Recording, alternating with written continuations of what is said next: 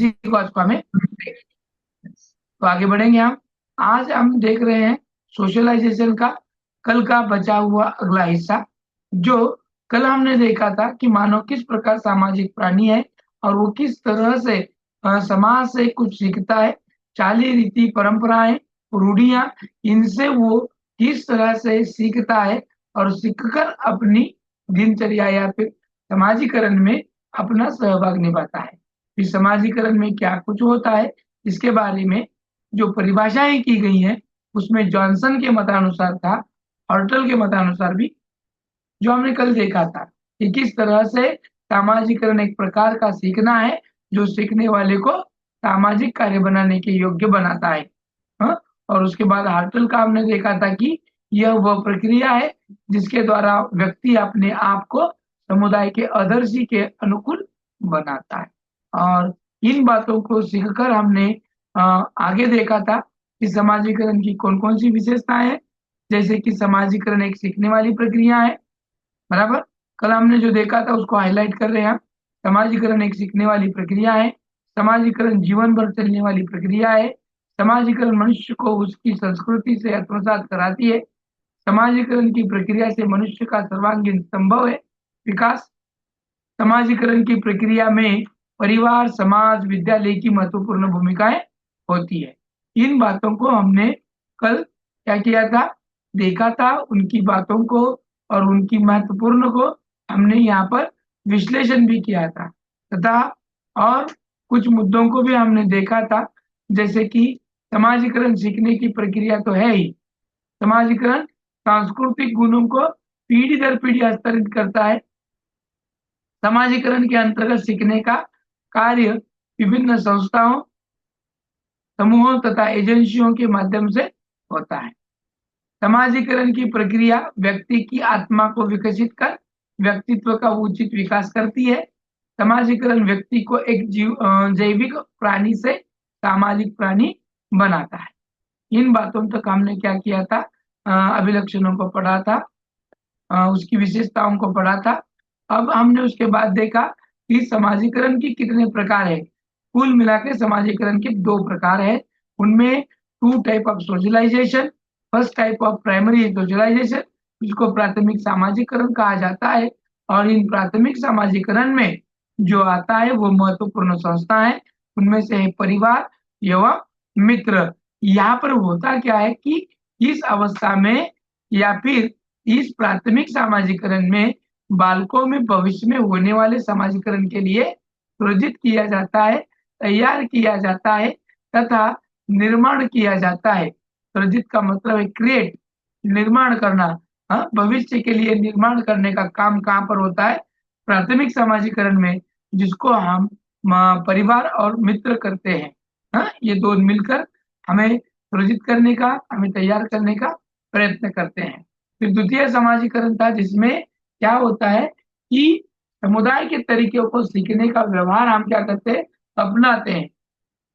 तो वहाँ का जो माहौल है उससे हम सीखते हैं। जैसे कि स्कूल का माहौल हो, खेल का मैदान हो या पड़ोसी हो, इनसे हम क्या करते हैं, व्यवहारिक रूप से सभ्य बनाने में महत्वपूर्ण भूमिकाएं निभाते हैं।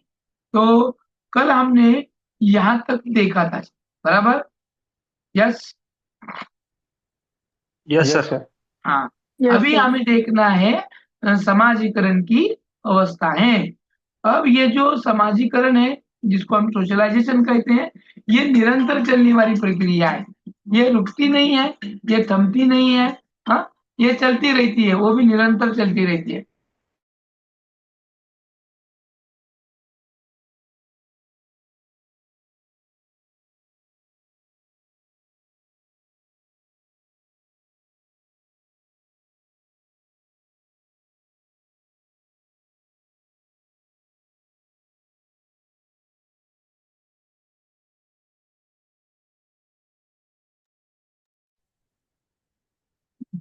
तो ये समाजीकरण जो प्रक्रिया है, एक तो निरंतर चलने वाली, सतत चलने वाली प्रक्रिया है।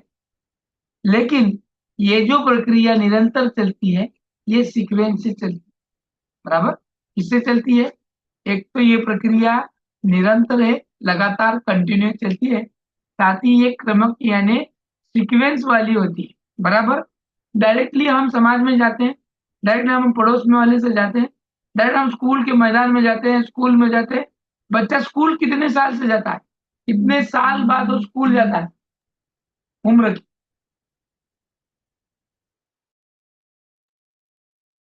6 साल बाद सर। उससे पहले ही जाता है वो, लहान मोठा शिशु। 3.5 वर्ष सर। हाँ। एक्चुअली हम पहली कक्षा में जब बच्चों को डालते हैं तो उसकी जो आयु तो है वो है 6 साल, 7 साल। बराबर। 6 साल। लेकिन आजकल यस। हम क्या कर रहे हैं, 2.5 साल से या 3 साल के बाद बच्चों को हम क्या कर रहे हैं, स्कूल डाल रहे हैं। तो कहाँ डालते हैं, प्ले ग्रुप हो, नर्सरी हो, अपर केजी, है ना, लोअर केजी, इसमें डालकर हम बच्चों को सिखाने की कोशिश करते हैं, बराबर। तो डायरेक्ट हम बच्चा पैदा होता है तो डायरेक्ट पहली कक्षा में डाल देंगे उसको, डायरेक्ट वो समाज में जाकर घुल मिलता है क्या? नहीं, नहीं नहीं सर। सर। बराबर। तो फिर ये भी प्रोसेस कैसी है, जिस तरह से हमने विकास की देखी थी, विकास की अवस्थाएं जिस तरह से देखा था, हमने कुल मिला के महत्वपूर्ण स्टडी के लिए हमने कितनी अवस्थाओं का स्टडी किया है, हमारे पेपर के लिए कितनी महत्वपूर्ण ये है, अवस्थाएं हैं, और कौन कौन सी? 3। 3 है, कौन कौन से? शैशवावस्था, बाल्यावस्था और किशोरावस्था। बराबर। शैशवावस्था का अवधि क्या है, अवधि? 0 से 2 साल। जन्म से जन्म से लेकर दो दो साल साल तक। 2 से बहुत 2 वेरी वर्ष नाइस। 0 से लेके 2 साल तक। 2 साल। 2 साल। हाँ। मध्य बाल्यावस्था? मध्य बाल्यावस्था। 6 से 9 सर तक। 6 से 9 सर। से 9। उत्तर 6 से 9। बाल्यावस्था? उत्तर नौ बाल्यावस्था? से बारह। 12। नौ से 9 से बारह। 12। 9 से 9 से 12। 12। पूर्व बाल्यावस्था? 3 से 3 साल 3 से से 6 साल 3 6। तक। से 6। 6। 3 से 6, 6 से 9, 6 से और 9, 9 9 से से 9 से 12। 12। 12, और 12। 12। फिर किशोरावस्था? 12 या 13 से 12 से 18। 18। 13 से 18 वर्ष तक। बराबर।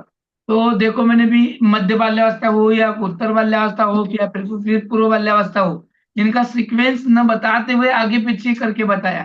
क्यों बताया होगा या फिर क्यों पूछा होगा ऐसे? कंफ्यूज क्रिएट करने के रिवाइज। लिए। Yes, correct, very nice, confuse करने के लिए। मैं कितना भी कंफ्यूज करूं, आपको क्या करना है? सही चयन करना है। सही जवाब देना है। क्यों? क्यों? यहाँ सही जवाब देंगे तभी तो पेपर हाँ, में लिखेंगे क्योंकि करके तो। हमें क्या है, आदत पड़ जाती है, जो 0 से 2, 3 से 6, 6 से 9, 9 से 12, और 13 से 18 ऐसे कहने की। लेकिन गलती में हम कभी कभी गलत कर बैठते हैं। तो क्वेश्चन को जब आप ठीक से समझ लेते हैं, पढ़ लेते हैं, तो एक्चुअल उसका सही आंसर आप दे पाते हैं। तो जो भी कुछ अवधि है या फिर जो भी कुछ विकास की अवस्थाएं हैं, ये जिस तरह से डायरेक्ट हम उसी अवस्था में नहीं जा सकते, जिस तरह से हम सिक्वेंसली सभी अवस्थाओं से गुजरते हैं, उसी तरह से सोशलाइजेशन भी जो होता है, वो सोशलाइजेशन भी इन अवस्थाओं से गुजरता है, कि वो शैशव काल हो, बाल्यकाल हो, या फिर किशोर काल हो, बराबर। तो उनमें क्या होता है और कैसे होता है, इसको हम देखेंगे। शैशव काल में बालक की जो समाजीकरण की प्रक्रिया है, इसकी शुरुआत कहाँ से प्रारंभ हो जाती है? जन्म से प्रारंभ हो जाती है। यानी वो क्या करता है, जन्म से ही क्या करने लगता है, जन्म से ही क्या करने लगता है, जन्म से क्या सीखना करता है, आरंभ करता है। समाजीकरण शुरू होता है। सामाजिक। लेकिन समाजीकरण वो किस पर निर्भर है, उसका समाजीकरण किस पर निर्भर है? परिवार। शैशव काल।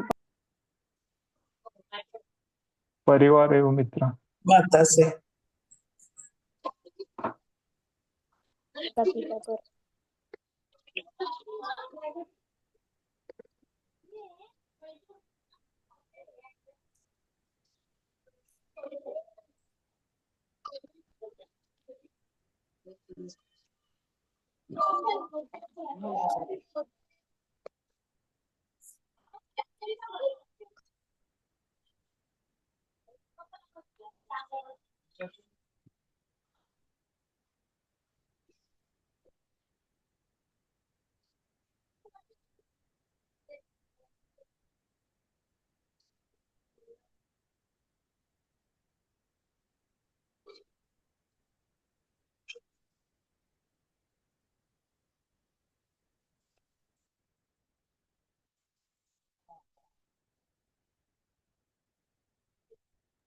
आवाज नहीं आ रही।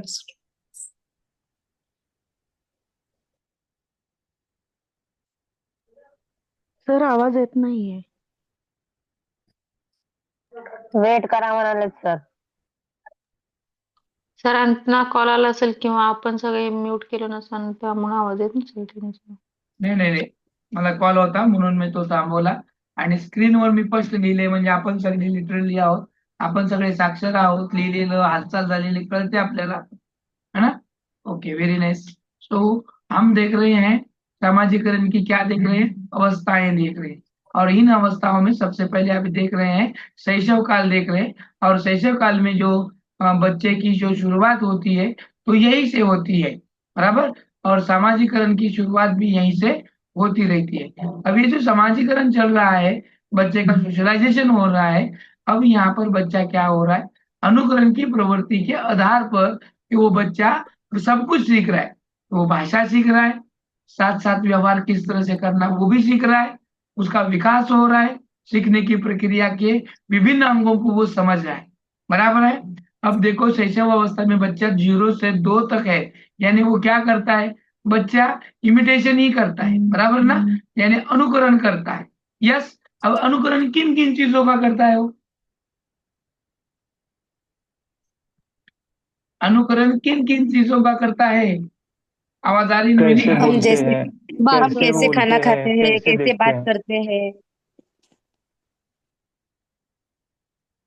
यानी हमारे हालचाल, बोलचाल और हमारी जो कुछ मोमेंट है, इन सब पर उसकी नजर रहती है और वो उसी तरह से करने की कोशिश करता है और उसी से वो सीखता है। जैसे बच्चा खाना कैसे खाना है, वो शुरू में कैसे खाना खाता है, स्पून से खाता है क्या? वो खुद जब खाना खाने नहीं, सीखता है तो कैसे खाता है? पांचों हाथ से, उंगली यूज करता है वो। पांचों पूरा उंगलियों से। पांचों उंगली इस्तेमाल करके वो इस तरह से खाएगा जिस तरह से हम कभी दोनों नहीं हाथ से खाते। खाएगा सर, हाँ, दोनों हाथ से खाएगा। दोनों हाथ से खाएगा, एक ही हाथ से ऐसे घुसेड़ देगा, लेकिन उसको उंगलियों से इस्तेमाल करना नहीं आएगा। लेकिन वो खाने सीखा तो किससे सीखा, उसने आपको ऑब्जर्व किया और उसने खाने की कोशिश की। और ये जो शैशव काल होता है, यहाँ बच्चा सामाजिकरण में माता पिता पर ही निर्भर रहता है। और प्रथम वर्ष तक बच्चा क्या होता है, शर्मिलापन का भाव उसमें दिखने आता है और दूसरों का ध्यान अपनी तरफ खींचने का ये प्रयास करता है। इन सभी बातों को हमने विकास की अवस्थाओं में देखा भी था, बराबर। ये माता पिता पर निर्भर है तथा यहाँ पर इसके में शर्मिलापन का भाव है और ये अपनी तरफ खींचने का प्रयास करता है कि नहीं करता है। मान लो साल 1.5 साल का बच्चा है, 1.5 साल पौने 2 साल का बच्चा है, और तुम जॉब से घर आ रहे हो और तुम बच्चे की ओर देखो ही मत, तुम अपने अपने काम में लगे रहो, ये बच्चा क्या करेगा, व्हाट टू डू, क्या करेगा ये बच्चा? हमारे पीछे पीछे घूमेगा सर। यस, हमारे पीछे पीछे घूमेगा और तुम उससे बात भी नहीं कर रहे हैं, तुम उसको इग्नोर कर रहे हैं, तभी वो क्या करेगा, आपको खींचेगा, आपसे बात करने की कोशिश करेगा, वो परेशान हो जाएगा कि तुम उससे बात क्यों नहीं कर रहे हो, बराबर है। तो अगर कुछ भी नहीं कर रहे हैं तो रो पड़ेगा अंत में, और इसी से वो बच्चा क्या करता है, अपनी तरफ खींचने का, अपनी तरफ और मुझे ही लो, मेरा ही देखो, मेरा ही लो, ऐसे करने की वो क्या करेगा, कोशिश करेगा। तो ये था उसका शैशव अवस्था में सोशलाइजेशन। और इसके बाद का जो, मेरी स्क्रीन दिख रही है ना आपको, यस सर। दिख रही है स्क्रीन दिख सर, रही है दिख ना? रही है। हाँ यस सर, सर। दिख रही है।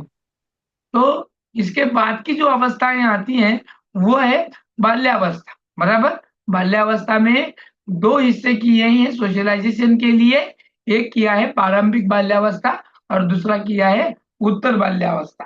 हमने जो 3 देखा था, 3 में से यहाँ पर अवधि को महत्व नहीं है, सामाजिकरण या सोशलाइजेशन में अवधि को महत्व नहीं है, तो उसके हर एक जो एक्टिविटी है उसको महत्व है।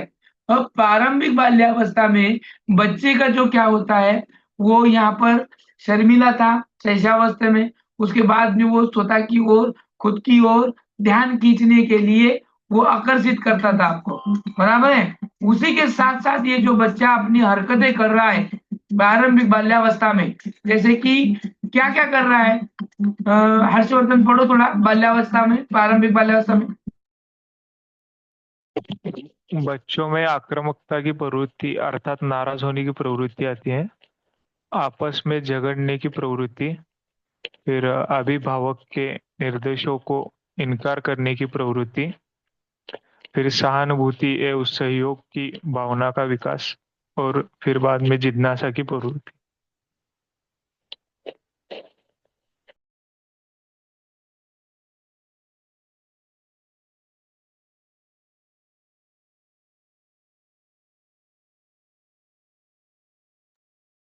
हो गया सर।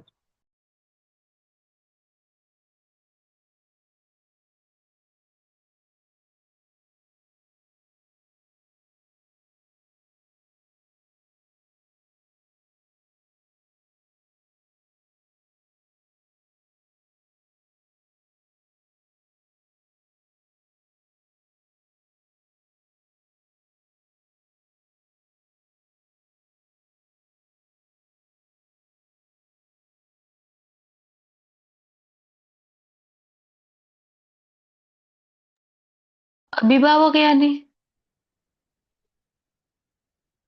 हेलो,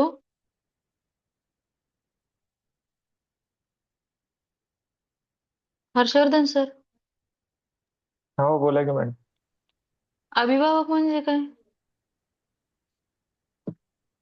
अभिभावक म्हणजे भाव प्रकट करायचे असतील बहुतेक, विचारा अजून एकदा सरांना, स्वतःचे पॅरेंट. भाव प्रकट करायचे. अभिभावक यानी friend parents. Parents. Friend friend parents. Parents. अच्छा, अभिभावक यानी पॅरेंट्स.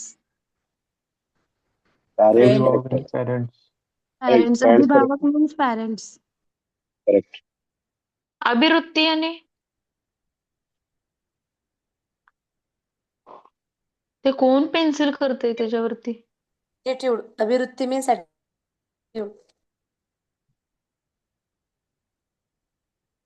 चलो, अभिवृत्ती सर प्रारंभिक बाल्यावस्था में आपने देखा कि बच्चा किस तरह से हरकत करता है, सोशलाइजेशन होता है।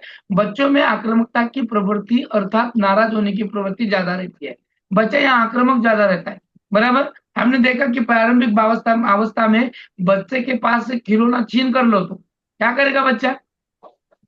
गुस्सा करेगा, रोएगा, गुस्सा करेगा, बराबर है। और उसके साथ वो रो पड़ेगा, वो जो भी कुछ है मेरा ही है समझेगा, बराबर। तो यहाँ पर वो क्या कर रहा है? नाराज ज्यादा हो रहा है ना, रो पड़ता है। रोता है तो कैसे, साधारण से रोता है क्या? नहीं हाँ। नहीं सर, और यहाँ पे बोलते ध्यान हैं तो देखो, विस्फोट होते हैं. अपट के जोर जोर से हेच पीट कर, हाँ, तो ये जो उसका तरीका है, यहाँ पर उसकी कैसी रहती है? एग्रेसिव भूमिका रहती है। जो भी कुछ रोल रहता है वो एग्रेसिव रहता है। और यहाँ पर बच्चा अगर आपस पास में खेलेगा तो ये नहीं समझेगा वो किसका बेटा है, किसका बच्चा है, किसका पड़ोसी है, कुछ भी नहीं छोड़ेगा। जो भी कुछ खेलते वक्त उसे दिक्कत आती है तो झगड़ा जरूर करेगा, बराबर है कि नहीं? करेगा कि नहीं झगड़ा? और झगड़ा करेगा Yes. और साथ में वो भूल कर फिर से वो और उसके साथ खेलने की कोशिश करेगा। वो काय म्हणतो आपण त्याला, की खूप खूप उशिरापर्यंत कट्टी करतो का? खूप उशिरापर्यंत कट्टी नहीं करतो सर, का? नाही करत. टेम्पररी रहता है. नहीं आणि आम्ही काय करतो, एकदा काय बोलायची भांडणं केली की आम्ही वर्ष वर्ष काय सर जन्मभर बोलत नाही, है की नहीं? फर्क है दोनों में। हाँ, और ये दोनों में का जो फर्क है, ये जो बच्चे प्रारंभिक बाल्यावस्था में झगड़े करते हैं, ये झगड़े टेम्पररी रहते हैं, लेकिन प्रवृत्ति झगड़ने की रहती है, एग्रेसिव रहते हैं। अभिभावक के निर्देशों को इनकार करने की प्रवृत्ति रहती है। अभिभावक यानी पालक, पेरेंट्स। अभिभावक का मतलब क्या है? पालक या फिर पेरेंट्स। अब यहाँ पर जो हम पालक देख रहे हैं, पालक म्हणजे पालकाची भाजी नव्हे, हाँ, पेरेंट्स। अब यहाँ पर अभिभावक के निर्देशों को ये इनकार करेंगे, बच्चे को कहेंगे ये मत कर, तो बच्चा क्या करेगा? वही चीज करेगा सर. वही चीज बार वही बार चीज करेगा करेगा. हाँ, जिसको इनकार किया वही उसमें इंटरेस्ट है उसका। ये मत पकड़, उसको पकड़ेगा, वहां मत जा, जाएगा। उसको अच्छा लगता है वही करने में, और वो अवस्था ही वैसे होती है। इसीलिए बच्चों को डांटना नहीं है, उसे प्यार से बताना है। सहानुभूति एवं सहयोग की भावना का विकास ज्यादा होता है। सिंपैथी, सहयोग करने की भावना।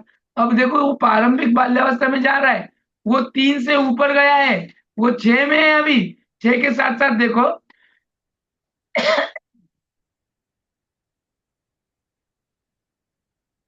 प्रारंभिक बाल्यावस्था को अगर हम दो हिस्सों में बांटेंगे, प्रारंभिक बाल्यावस्था और उत्तर बाल्यावस्था, तो कितने साल का आएगा प्रारंभिक और उत्तर बाल्यावस्था? देखो अज्यूम करो, टोटल बाल्यावस्था 12 साल तक चलता है, बराबर। उसमें के 2 साल तो उसके किसके हैं? शैशव अवस्था के हैं, यानी 12 से 2 गए 10 रह गए, बराबर। 12 से 2 गए, कितने रह गए? 10 रह गए। इसका मतलब है 5 साल का वो क्या होगा? प्रारंभिक बाल्यावस्था, और 5 साल किसके होंगे? उसके उत्तर बाल्यावस्था के होंगे, बराबर। अब शुरू तो हो रहा है 5 साल के 3, आगे। शुरू तो हो रहा है 3 से, यानी कहाँ 3 से तक होगा 7 एज तक, उसका? 7 3 वर्ष। से 7 साल। 3 से 7। 7। और 8 से लेके 12, 12 बराबर। अब यहाँ पर सहानुभूति है, इसलिए विश्लेषण किया कि आप समझेंगे 3 साल का है। 3 साल में कहाँ सहानुभूति रहती है? 3 साल के बच्चे में सहानुभूति रहती है, कोऑपरेटिव की भूमिका रहती है, नहीं सहयोग रहता है उसके में? नहीं सर, नहीं रहता, नहीं रहता। नहीं रहता। इसीलिए वो एक्सप्लेन करने के लिए मैंने यहाँ पर उसका एज का डिवाइडेशन किया है। मतलब वो कितने साल का होगा तब उसमें वो सिंपैथी आएगी, सहयोग की भूमिका आएगी। देखो कहाँ तक होगा शायद, एक अजूम 5 साल के आगे। Very nice. 5 साल के 5, आगे सर। 5.5, 6, 6 साल में उसके किसी के बारे में हमदर्दी आएगी।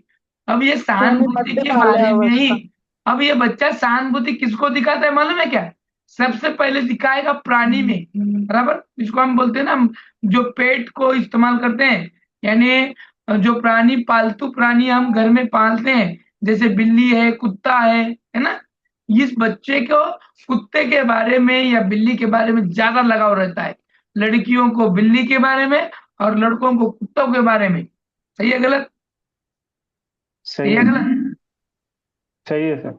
हाँ, तो सहानुभूति उसको बारे में भी दिखाएगा, और साथ साथ बच्चों के अपने जो स्कूल में फ्रेंड्स हैं उनके बारे में भी दिखाएगा। जैसे कि किसी की पेन खराब होने पर और उसको पेन मांगने पर पेन देना, यह सहानुभूति है कि नहीं है? यस है। सर। यस सर, है सर। हाँ? अपने पास जो टिफिन में जो भी कुछ है उसको शेयरिंग करना, ये क्या है? ये क्या है? कौन सा गुण है? सहानुभूति। सहानुभूति। हाँ, सहयोग। सहयोग, सहयोग। सहयोग, शेयरिंग करना। सहयोग। शेयरिंग करना क्या है? सहयोग। सहयोग। सहयोग, बराबर। तो इन गुणों का जो विकास है ये धीरे धीरे होने लगता है प्रारंभिक बाल्यावस्था में। जैसे बच्चा केजी में प्ले ग्रुप में जाता है ना, तो वहाँ के टीचर पहले इन्हीं को इस्तेमाल करना, पढ़ाना शुरू करते हैं, बराबर ना। जैसे कि खुद का टिफिन शेयर करना, सबके टिफिन एक साथ के होना, रूल बनाना, वगैरह वगैरह। और इन बच्चों में क्यूरियोसिटी बहुत ज्यादा रहती है, जिसको बोलते हैं जिज्ञासा की प्रवृत्ति। बच्चों में क्यूरियोसिटी रहती कि नहीं रहती? यस सर, बहुत रहती। कैसे पहचानेंगे हम बच्चे की क्यूरियोसिटी है? किस तरह से पहचानेंगे? उसके सवाल पूछने वो पर। बार बार क्वेश्चन करेगा सर। हाँ, वेरी नाइस। किस तरह के क्वेश्चन रहते बच्चे के? या ऐसा क्यों है, या वैसा ऐसा ही क्यों है, क्यों यस, है? ये क्या करेक्ट, है, वो क्या है। Correct, correct. क्यों, क्या, ये कहाँ, कैसे हो कैसे? सकता है? क्यों, क्या, कहाँ, कैसे? क्या, कैसे, कहा।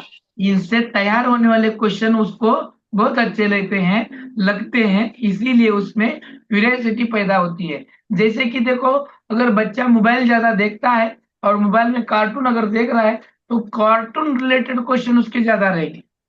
जैसे कि किसी गाड़ी को देखकर, हाँ, वो उसको वो कौन सी गाड़ी है पूछता है, बराबर। जैसे कि वो अगर कार्टून में पुलिस की वैन देखता है और तुम्हारी यहाँ से एम्बुलेंस भी जाती है, तो वो उसको क्या क्या कहेगा? क्या कहेगा वो? पुलिस की गाड़ी। क्यों, क्यों कहेगा? सही आंसर है, कहीं क्यों कहेगा? वो साइलेंसर सायरन बजते की ना। वजह से। क्या हाँ, साइलेंस? उसको डिफरेंस पता नहीं होता है, लेकिन वो सायरन दिख रहा है ना, सेम कंडीशन में वो देख लेता है। वो ब्लू कलर का है या रेड कलर का है इसके बारे में वो सोचेगा नहीं, लेकिन सायरन है इसको देखेगा और क्वेश्चन करेगा, पापा पुलिस वैन कहाँ जा रही है, ये पूछेगा। फिर तुम बोलोगे कुछ, तो उसके आगे उसके क्वेश्चंस रहेंगे, उसके इतने सारे क्वेश्चंस रहेंगे कि वो आगे की जानने की कोशिश करेगा। और ये भी ध्यान में रख लो कि वो मेमोराइज नहीं करता है, ये नहीं एक बार पूछ लिया यानी उसके बाद वो पूछेगा नहीं, ऐसे नहीं होता है। वो बार बार उसी क्वेश्चन को दोहराएगा। Yes sir no? Yes sir no? Yes sir. Yes. हाँ, तो ये जो बातें हैं इन बच्चों में होती रहती हैं, तो ये प्रारंभिक बाल्यावस्था इसी तरह का रहता है।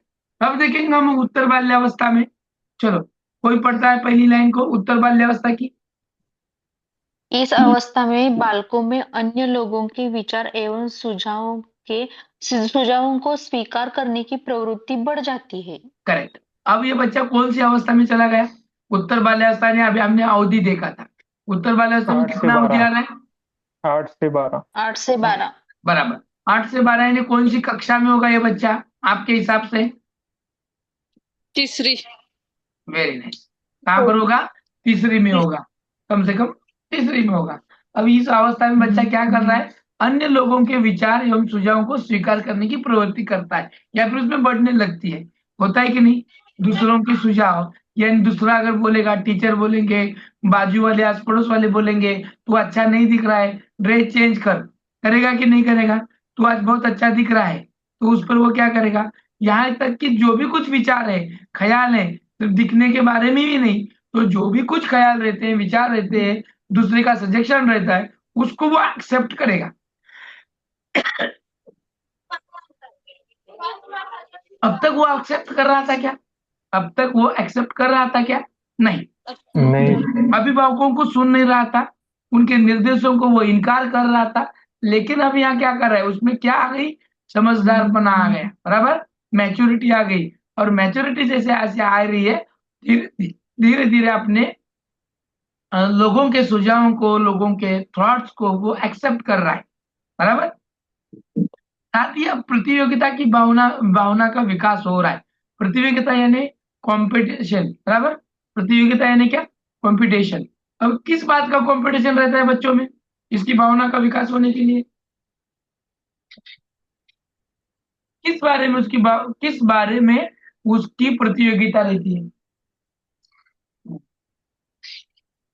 आवाज आ रही है ना मेरी? बताओ, सो गई क्या? उनके खेलने फ्रेंड्स में में ही सर। सर। मैंने क्या बताया कि कौन कौन सी भावना आती है प्रतियोगिता में? कौन कौन सी चीज की प्रतियोगिता करने लगता है बच्चा? पहले मार्क्स में सर, जिससे ज्यादा हाँ, मार्क्स मिले उससे कंपैरिजन करेगा वो। Yes yes. अब देखो ये खेल बच्चा खेल सब कुछ मेरा हाँ बोलो। खेल में। खेल से भी ये करते हैं ना वो। हाँ, खेल में भी करता है, खेल के साथ साथ बच्चा सब कुछ में वो कंपटीशन करने लगता है। मैं ही स्कूल में अव्वल आऊं, मेरे को ही मैडम अच्छा कहे, बराबर। प्रतियोगिता यानी अव्वल आना ही नहीं, सब कुछ में अव्वल की भावनाओं का विकास होना, बराबर। मैडम मुझे ही क्वेश्चन पूछे, मैं ही हाथ ऊपर करूं और मैं ही जवाब दूं, बराबर। दूसरा कोई नहीं पूछे, कोई नहीं देखे। साथ में बाकी के जो कंपटीशन रहते हैं, जैसे कि खेल का मैदान हो, आपकी वो ड्राइंग हो, जो भी हो, उसमें मुझे बुलाए, मैं करूं और मेरा ही नंबर आए, और उसमें कुछ ना कुछ करना है, इसके बारे में उसका क्या होने लगता है? डेवलपमेंट होने लगता है। और इसी डेवलपमेंट को लेकर उसका सोशलाइजेशन होने लगता है। और यहाँ पर थोड़ी अलग भावना भी उसमें आती है कि मेरा ही नंबर आए, मेरा ही सब कुछ हो, है ना। और जो पूर्व बाल्यावस्था में उसमें जो सहानुभूति थी, अब यहाँ पर थोड़ा ब्रॉड हो चुकी है वो सहानुभूति, और इस सहानुभूति का विकास और बढ़ते जा रहा है, और आगे की स्टेज में जा रहा है। बालकों में पक्षपात एवं भेदभाव की प्रवृत्ति का विकास हो रहा है। पक्षपात यानी पक्षपात या भेदभाव, पक्षपात एवं भेदभाव क्या मतलब है इसका? पक्षपात करना, एक दूसरे में भेद करना, ठीक है ना। हम पक्षपात करते हैं कि नहीं करते, लड़का और लड़की में, अच्छा और बुरे में, पार्शियलिटी। कंपैरिजन। कंपैरिजन। है ना। और इस प्रवृत्ति का भी तुलनात्मक। बच्चे में क्या होता है? विकास होने लगता है, क्योंकि वो कहाँ पर आया है? उत्तर बाल्यावस्था में आया है। उत्तर बाल्यावस्था में गैंग एज है ना, बराबर है कि नहीं? गैंग एज किस यस सर। अवस्था में है? उत्तर बाल्यावस्था में ही। हाँ, तो ये गैंग एज यहाँ पर है, तो तू हमारे इसमें है, हमारे इसमें नहीं है, वो भेदभाव करता है कि नहीं करता है? लड़का यस सर। लड़की, अलग अलग ग्रुप भी हाँ, बनाते हैं सर। करेक्ट। तो यहाँ पर वो क्या करेगा? भेद करेगा, पक्षपात करेगा, और इस प्रवृत्ति का यहाँ पर क्या होगा? डेवलपमेंट होगा। बालकों में दायित्व एवं जवाबदेही का विकास होना। यहाँ पर जो दायित्व है, ये नया वर्ड होगा आपके लिए, किसी को पता है इसका अर्थ क्या होगा? कोई बता, गलत आने तो बताओ। लीडरशिप लीडरशिप सर हाँ, लीडरशिप लीडरशिप जवाबदारी sir. No, leadership is not जवाबदारी करेक्ट आंसर। जवाबदारी, जवाबदारी। और जवाबदारी इसको इंग्लिश में कहेंगे रिस्पॉन्सिबिलिटी, आणि त्यालाच म्हणतात उत्तरदायित्व। महत्वाचा शब्द है उत्तरदायित्व, उसी को दायित्व कहा जाता है। रिस्पॉन्सिबिलिटी, किसी भी चीज के लिए रिस्पॉन्स लेना। जैसे कि स्कूल में अगर टीचर नहीं है तो मैडम क्या करते हैं, मॉनिटर पर सब कुछ देके जाते हैं, तो वो दायित्व किसका है? मॉनिटर का। यस। जब माता पिता घर से जाते हैं, अब बच्चा नहीं बोले तो 8 9 10 साल का होता है, थोड़ा तो रिस्पॉन्सिबल होता है कि नहीं होता है किसी चीज को करने का। अब यहाँ खुद के कपड़े खुद पहन रहा है, हाँ? उत्तरदायित्व, खुद के कपड़े खुद पहन रहा है, खुद के शूज खुद डाल रहा है, हाँ? बक्सा हो या खुद का स्कूल बैग हो, वो खुद पैक कर रहा है कि नहीं? और वो रिस्पॉन्सिबिलिटी भी ले रहा है, रिस्पॉन्सिबिलिटी ले रहा है, जिम्मेदारी ले रहा है, ये करने की सोच रहा है, हाँ? स्कूल में कुछ बोलने के लिए, डेयरिंग करने के लिए कुछ ना कुछ कर रहा है, हर एक चीज के लिए रिस्पॉन्स हो रहा है। और ये जो कुछ विकास है, डेवलपमेंट है, इसका विकास कहाँ हो रहा है? उत्तर बाल्यावस्था में हो रहा है। तो ये था उत्तर बाल्यावस्था और प्रारंभिक बाल्यावस्था में सामाजिकरण किस तरह से होता है। अब महत्वपूर्ण अवस्था है जो किशोर अवस्था में सामाजिकरण। अब इस अवस्था को किस नाम से जाना जाता है? एक तो इस अवस्था को क्या कहते हैं हम? अत्यंत जटिल तूफान अवस्था। अवस्था, तूफानों का, Correct. तूफानों की तूफान अवस्था अवस्था। तूफानों की अवस्था कहा जाता है। एक तो तूफान, जटिल तनाव, अवस्था है। स्वप्न। क्या कहा? तूफान, तनाव और स्वप्न। बराबर। ये और बच्चे ख्यालों में, स्वप्नों तनाव में रह जाते हैं। तूफान है, तनाव है ना? और तनाव किस वजह से है? किस वजह से तनाव है उसको? हार्मोनल क्योंकि चेंजेस। उनके बॉडी में हार्मोनल फिजिकल और मेंटल जो चेंजेस होते हैं हार्मोनल्स हाँ, उसकी वजह से वो क्या है, परेशान है कि नेमका तनाव क्या में हो रहा है। है। घर में अगर मैं हूं तो ये बच्चे क्या होती, क्या आती है यहाँ पर? आयु बताओ मेरे को, कितनी आती है? 12 से 18 18। और 13 से 18 बराबर। 13 13 से से 18। 18 आ रही है, बराबर। अब 13 से 18 आ रही है, मैंने बच्चा कौन सी कक्षा में है 13 वाला बच्चा? 8वीं सातवीं या 8वीं 7वीं 8वीं स्टैंडर्ड। 7 14 एक काढलं की 13, म्हणजे काय झालं तो 6वी 7वी मध्ये आहे, बरोबर। अब ये 6वी 7वी से लेके कहाँ तक, 18 यानी कहाँ तक जाता है वो? 12वीं कक्षा तक जाता है, बराबर। 12वीं कक्षा। 12th हाँ। अब यहाँ पर देखो क्या होता है, असल में घर में भाई बहन होते हैं, बराबर, और उसमें से ये भाई बड़ा है। और जब भाई झगड़ा करता है बहन से, तो मम्मी क्या कहती है? तू बड़ा हो गया वो छोटी है तू हाँ, समझ कर ले यस, वेरी नाइस आंसर, एकदम बराबर है। और तुझे कुछ समझ में आता है कि नहीं? हाँ, इतना बड़ा हो चुका है, हाँ, छोटी बहन को मारता है, तेरे को कुछ अकल है कि नहीं है?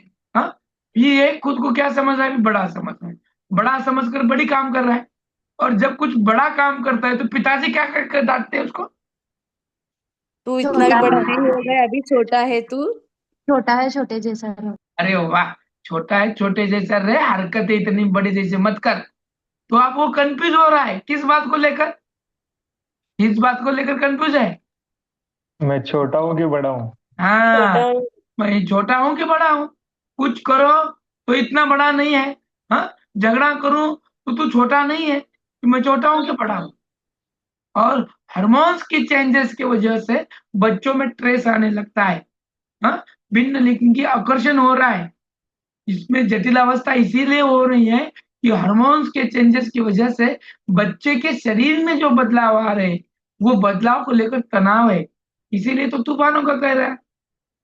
जो यहाँ पर सबसे महत्वपूर्ण अवस्था आ रही है 17 18 साल में, 16 के बाद में आ रही है, जैसे कि भिन्न लिंग की आकर्षण हो रहा है, और उसकी वजह से बच्चे में जो कुछ ट्रेस आ रहा है, वो ट्रेस को हैंडल नहीं कर पा रहा है, और हैंडल नहीं कर पा रहा है, इसीलिए इस अवस्था को कहा जाता है क्या? जटिल अवस्था, समाजीकरण की जटिल अवस्था। क्या करूं, क्या नहीं करूं, क्यों करूं और क्यों नहीं करूं? समकक्ष मित्रों एवं समूहों के साथ समायोजन करना, समायोजन का मतलब क्या है? समायोजन का मतलब, या फिर अलग समानार्थी शब्द? Adjustment. Very nice, adjustment. Adjust करना sir, very nice. Adjust. Adjust, adaptation. Adjust करते हैं कि नहीं हम एडजस्ट? एडजस्ट इस बच्चा करता है कि नहीं करता है? Yes sir. सर समायोजन की कमतरता भी बोला था आपने सर, किशोरावस्था में। कमतरता बहुत होती है सर। अभी वहां पर हो गई ना कि उस बच्चों को क्या हो रहा है, उस बच्चों को क्या हो रहा है कि मैं कंफ्यूजन हो रहा है, छोटा मैं हूँ छोटा या बड़ा हूँ, ये समझ में नहीं आ रहा है। समझ में आता तो एडजस्ट कर लेता ना खुद को। हाँ, अब वो एडजस्ट घर में बहन के साथ, इसके साथ नहीं कर रहा है, मित्रों के साथ कितना एडजस्ट कर लेता है वो। खुद की हाँ गाड़ी हाँ देगा, बराबर। खुद की बाइक देगा, खुद के पैसे देगा, उसको संभाल कर लेगा। उसके पास अगर पैसे नहीं है तो सब बच्चे क्वांट्री बनाकर उसका बाजू का खर्चा उठा लेंगे। लेंगे कि नहीं उठा लेंगे? Yes sir, yes. हाँ, यस सर। हो रहा है कि नहीं? कहाँ एडजस्ट कर रहा है बच्चा? समकक्ष मित्रों में कर रहा है, समूह में कर समकक्ष। रहा है, लेकिन घर में नहीं कर रहा है। सही है कि नहीं है? एकदम सही। ये एकदम यहाँ तक ये है कि मम्मी ने कहा अब जो कॉलेज जा रहा है तू, स्कूल जा रहा है, जाते वक्त क्या कर, ये काय म्हणतो आपण त्याला मराठीमध्ये बघा, दळण दळणाला टाक दळण म्हणा. दळण दळण टाक म्हणा. दळून टाकून ये, दळण दळून ये। हाँ, हिंदी में इस बात को क्या यस कहेंगे? सर। हिंदी में क्या कहेंगे इस बात को? पीसना। आटा पीस के पीसना। लाओ। चक्की, हाँ, आटा आटा चक्की। आटा पीसना। पीसना। हम्म। आटा पीसना। आटा पीसना है कि गेहूं को पीसना है? गेहूं को पीसना है सर। गेहूं को पीसना है। आटे को पीसेंगे तो कितना पीसेंगे? पीसना है तो बोल के तो वो पीस गया ना, इसीलिए उसको पीसना पड़ता। Okay, very nice. चलो, तो यहाँ पर वो काम नहीं कर रहा है, यहाँ पर वो उसको उस चीज को एडजस्ट करके नहीं ले रहा है, लेकिन दोस्तों को कितना एडजस्ट करके ले रहा है। फोन आया, कॉल आया, घर के काम करके वो अपने फ्रेंड का काम करेगा, पढ़ाई के साथ साथ उसके काम को अहम देगा, उसको महत्व देगा, लेकिन घर के काम को नहीं दे रहा है। लेकिन एडजस्टमेंट कर रहा है कि नहीं कर रहा? कर रहा है कि नहीं कर रहा? यस सर, कर रहा है, यस। कर रहा है, कर रहा है। हाँ, यहाँ तक कि सब बातों को वो एडजस्ट करेगा। अब देखो, सामाजिक व्यवहार में परिवर्तन अर्थात सामाजिक सूझबूझ का विकास। सामाजिक व्यवहार में परिवर्तन। हाँ, अब सामाजिक व्यवहार कौन कौन से हैं? सामाजिक व्यवहार कौन कौन से हैं उसके?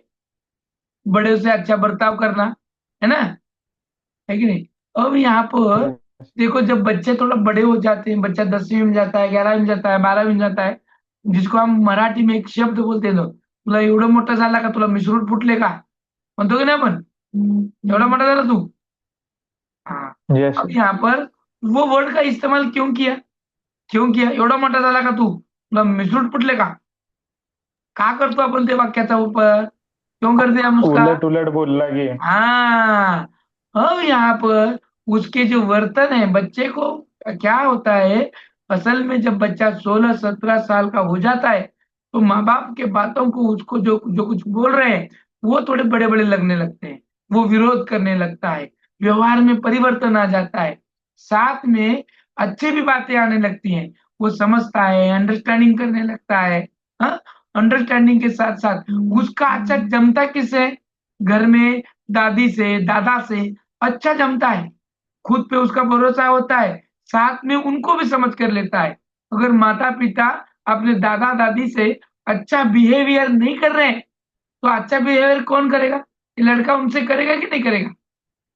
यस सर, करेगा करेगा. हाँ, देखो तुम कभी भी देखो, और वो उस वक्त क्या करता है, उसमें क्या हो रहा है, उसमें अंडरस्टैंडिंग आ रही है, समझदारी आ रही है, उसका विकास हो रहा है, आत्मविश्वास बढ़ रहा है।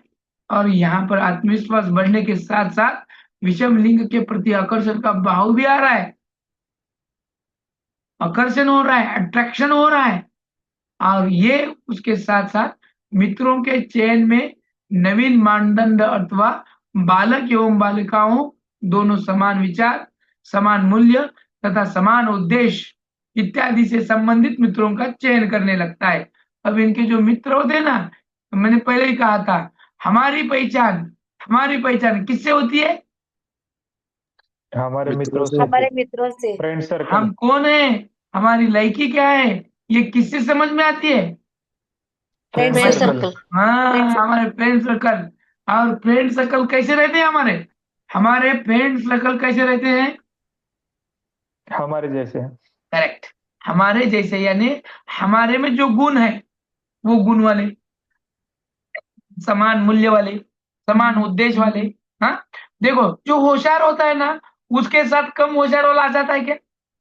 आ जाता है क्या कम होशियार वाला? नहीं सर, कौन नहीं आता है सर। फिर? उसका फ्रेंड कौन रहता है होशियार वाले का? होशियार ही रहेगा। होशियार ही रहेगा।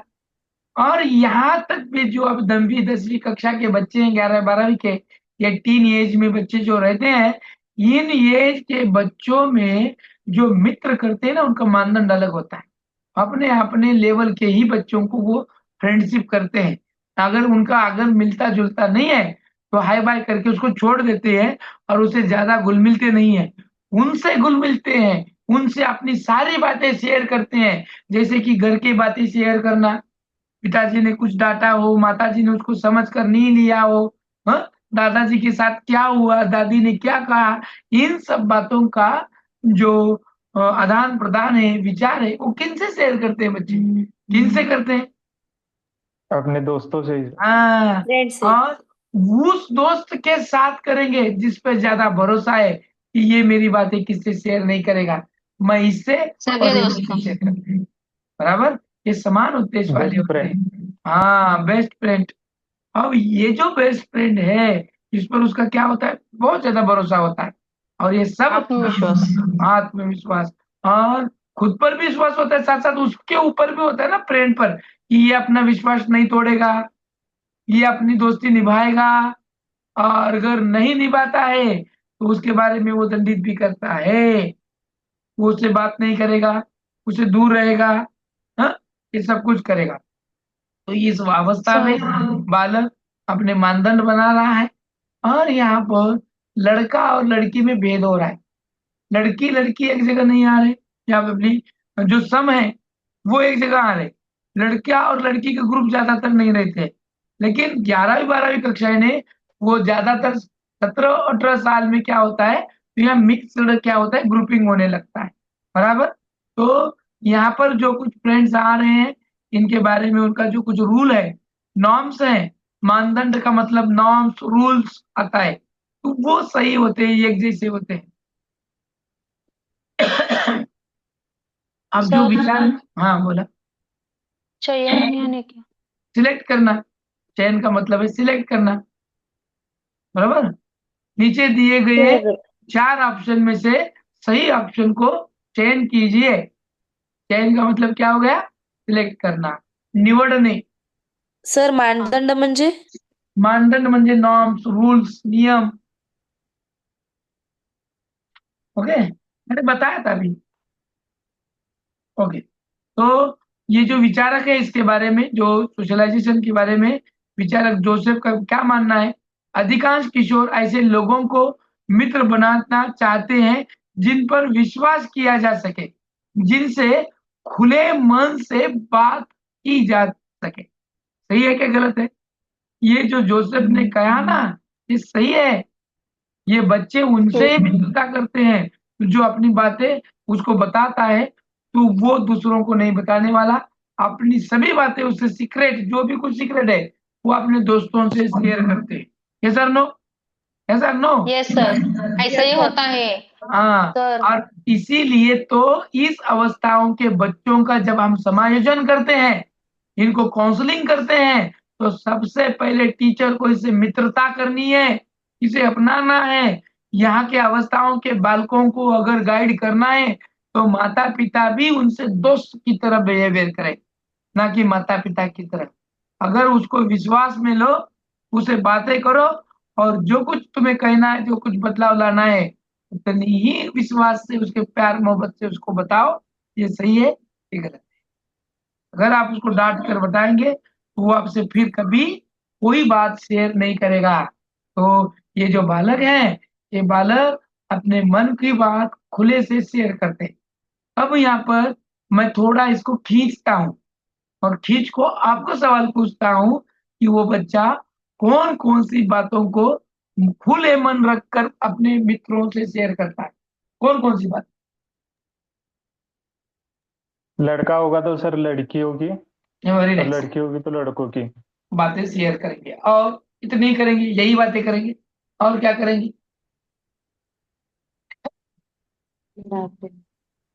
घूमना फिरना, कहाँ जाना है क्या नहीं। वो टीचर ऐसी है, वो टीचर ये बात हाँ करते करेक्ट, ये यहाँ पर हो गया सही बात। उस हर एक टीचर के बारे में भी टॉन्ट करें, हर एक टीचर के चुगली बारे में। करना, हाँ चुगली करना। चुगली। चुगली गोशप करता है, और यहाँ पर ये होता ही है। अगर अभी देखो इस अवस्था में ये सब कुछ लक्षण नहीं होते हैं तो टेंशन की बात सर है कि नहीं है? ये है बातें सर, होना ही। हाँ बोला। मेरे ही कॉलेज में हमारे साथ ही ऐसे होता है, इसलिए जैसे कि जैसे कि हमने पढ़ाई में अच्छे समझ देकर उनसे कहा, तो एक में यानी कि फ्रेंड्स के साथ बातें करती है, मैम ने ऐसे कहा है, ये ऐसे कैसे हो सकता है, और मैम को थोड़ा थोड़ा ही आता है। फिर एक दूसरे हंसने लगते हैं, और कुछ नहीं ऐसे करके वो निग्लेक्ट कर देती है। Yes yes. और वो खुद को तुम्हारे से स्मार्ट समझते हैं, टीचर को कुछ नहीं आता, और यहाँ तक कि टीचर के बारे में भी टॉन्ट करेंगे, गलत वाली।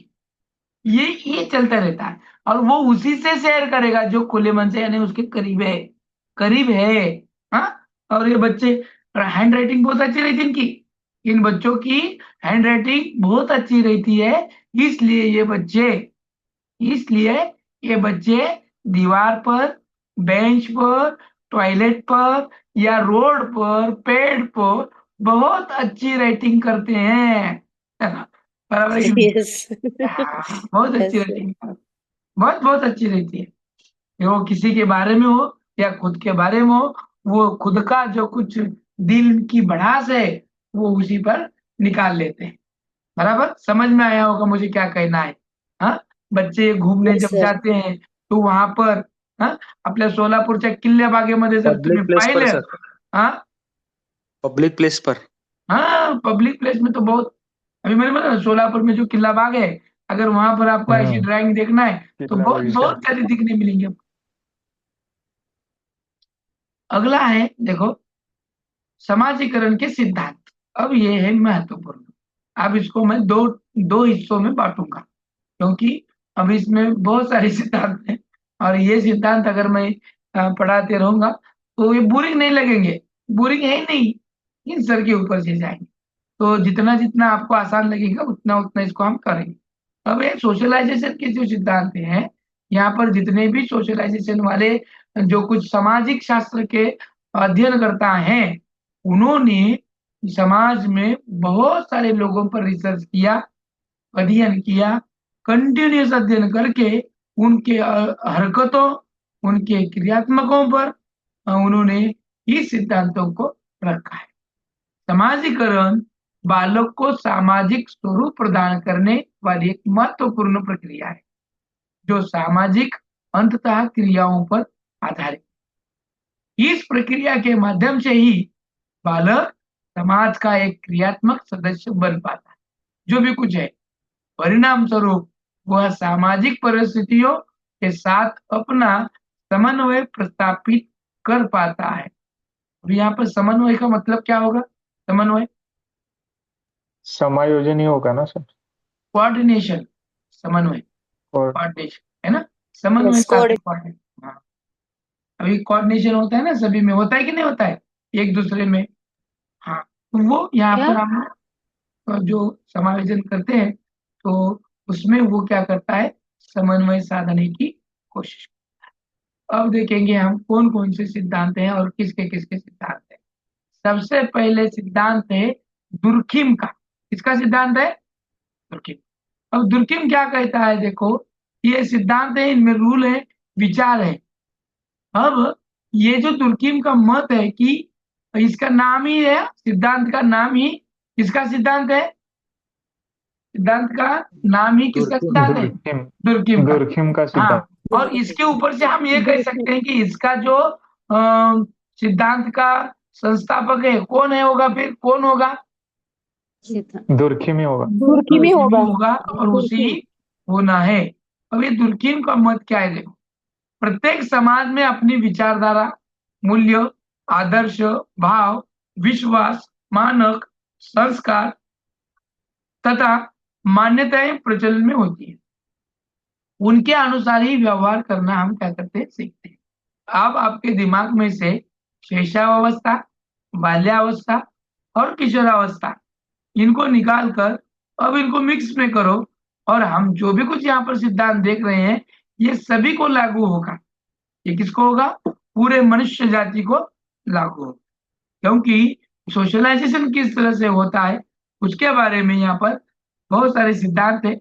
उनमें से पहला सिद्धांत है दुर्किम का सिद्धांत, और ये कहना चाहता है कि समाज में जो अपनी विचारधारा है अलग सी, जो मूल्य है, जो आदर्श है, जो भाव है, विश्वास है, हाँ, मानक यानी फिर नॉर्म्स है, संस्कार है, मान्यताएं में जो प्रचलित हैं उनके अनुसार ही क्या करता है? वो व्यवहार करना सीखता है। इन व्यवहारों को वो तोड़ता है क्या? इन रूल्स को, आदर्शों को, भाव को, विश्वासों को तोड़ता है क्या? नहीं। नहीं तोड़ता। उसी से वो क्या करता है? सीखने लगता है।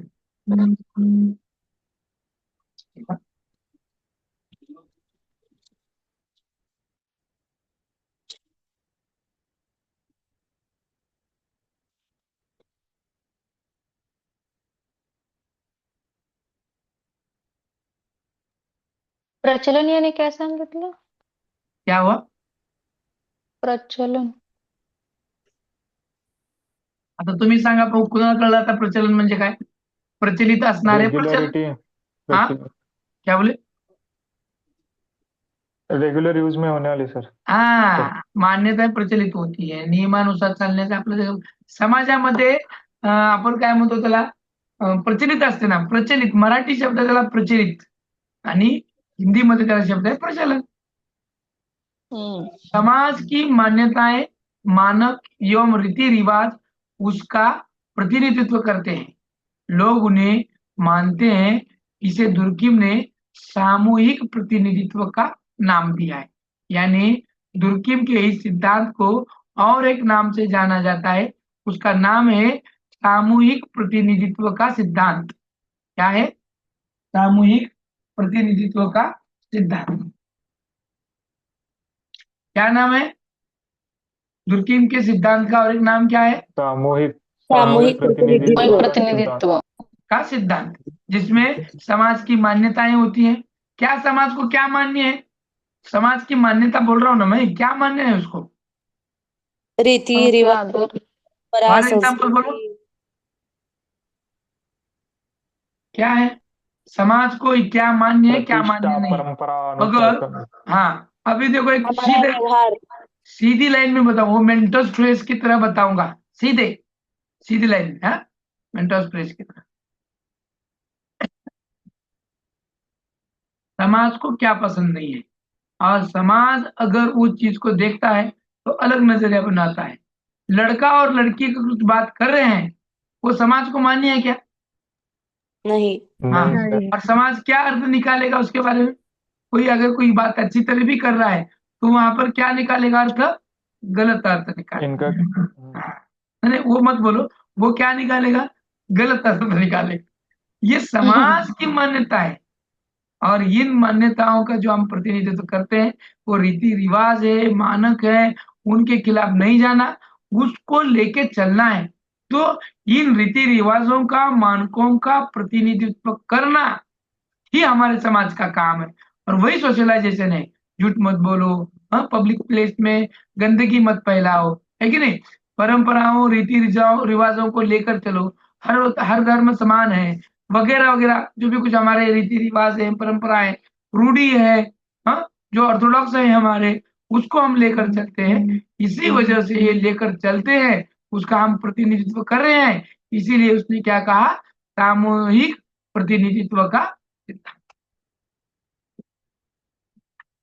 बालक जिस समाज में जन्म लेता है, बालक जिस समाज में जन्म लेता है, वह उस समाज के लोगों के आचरण, एवं व्यवहार के अनुसार आचरण एवं व्यवहार करने लगता है।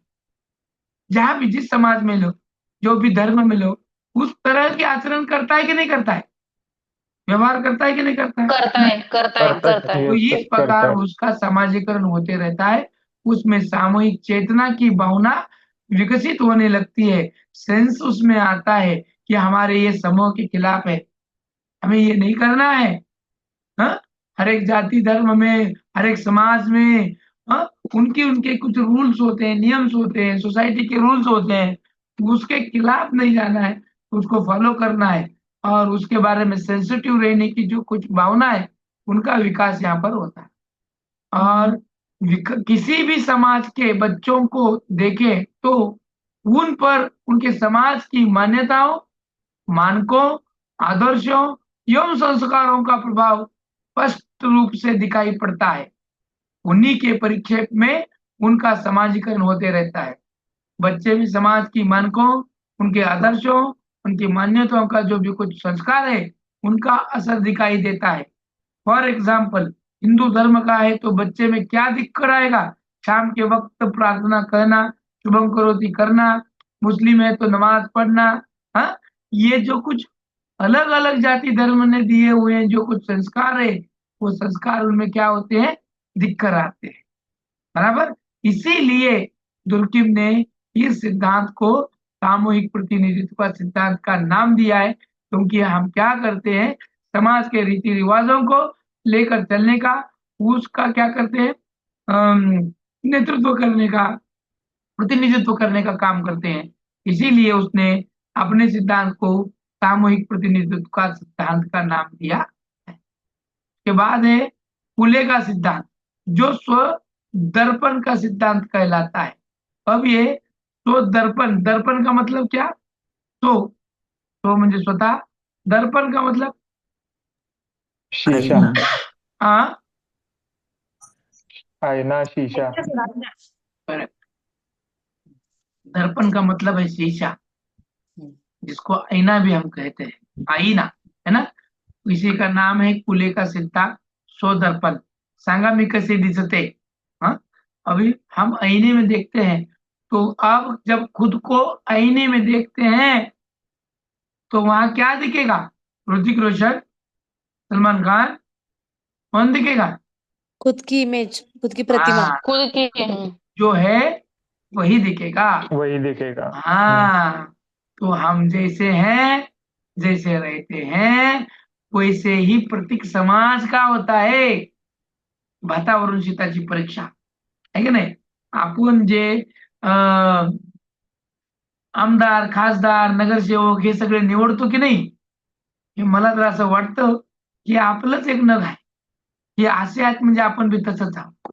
आपण त्याला नाव ठेवतो म्हणजे आपण आपल्याला नाव ठेवल्यासारखं आहे, कारण आपणच निवडून दिलंय आणि आपल्यातलं ते एक नग आहे।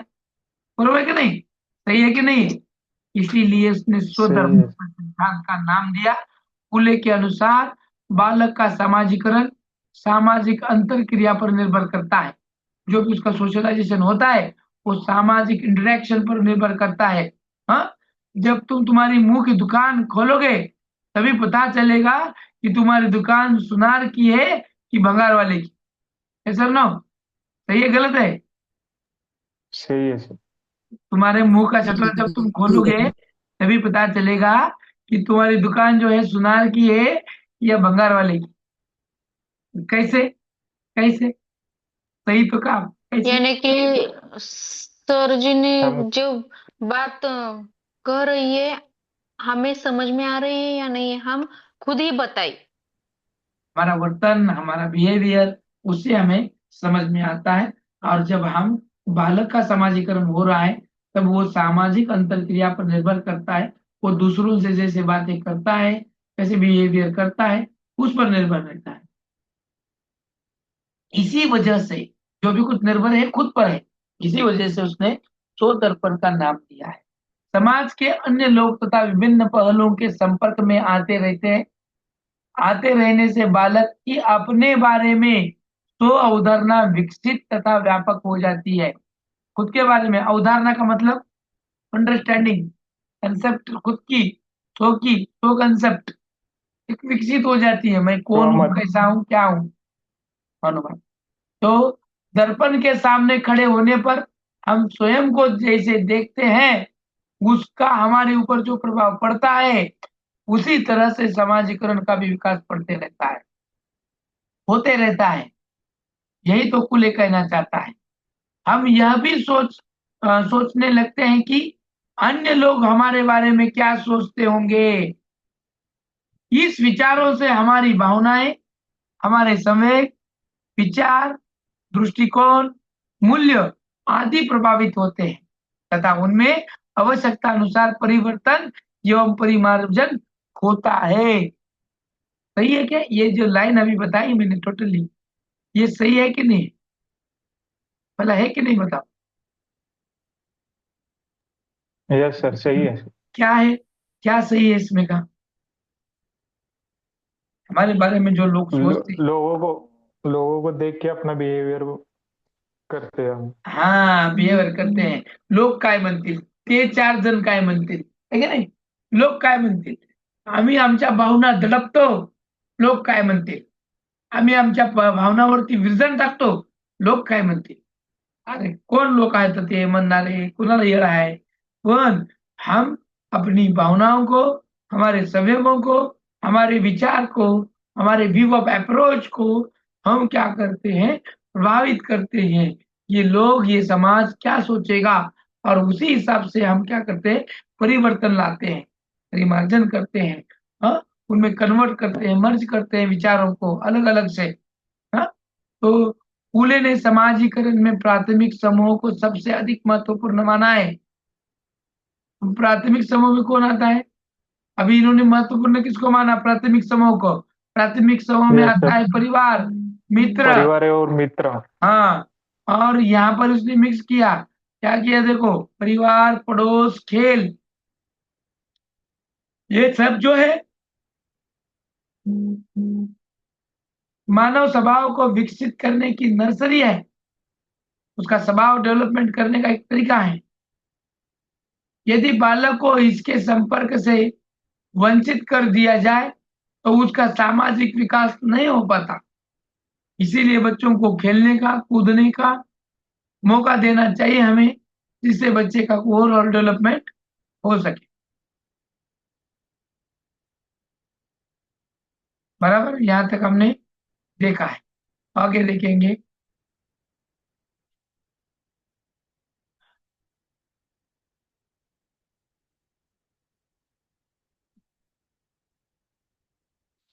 आगे का है मीड का सिद्धांत। किसका? मीड का। और ये मीड का सिद्धांत का नाम है मैं और मुझे का सिद्धांत। मैं और मुझे का सिद्धांत। मीड ने सामाजिकरण में भूमिका निर्वाह को बहुत महत्व दिया है, बहुत महत्वपूर्ण माना भी है। अब ये इसकी जो भूमिका है, मैं और मुझे, मैं और मुझे का मतलब बताओ चलो। मैं और मुझे का मतलब क्या अंतर है इनमें?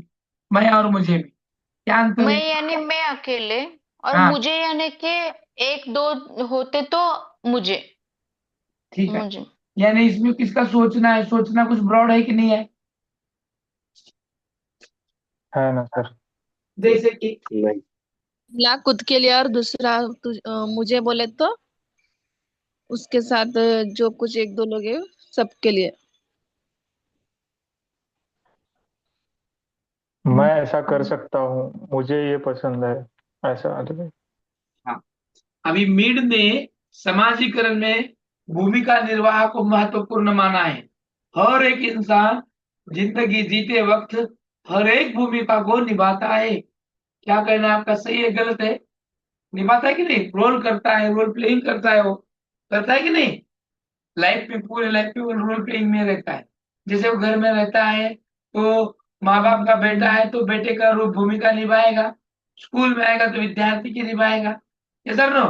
और किसी कंपटीशन में गया तो स्कूल का प्रतिनिधित्व करेगा। तो ऐसे ही अलग अलग भूमिकाओं को निभाने का काम वो करते रहता है। और सोशलाइजेशन में निर्वाह, भूमिका निर्वाह को बहुत महत्वपूर्ण माना गया है इसी वजह से। हर्षवर्धन वाचा जरा दुसरा सेकंड मुद्दा।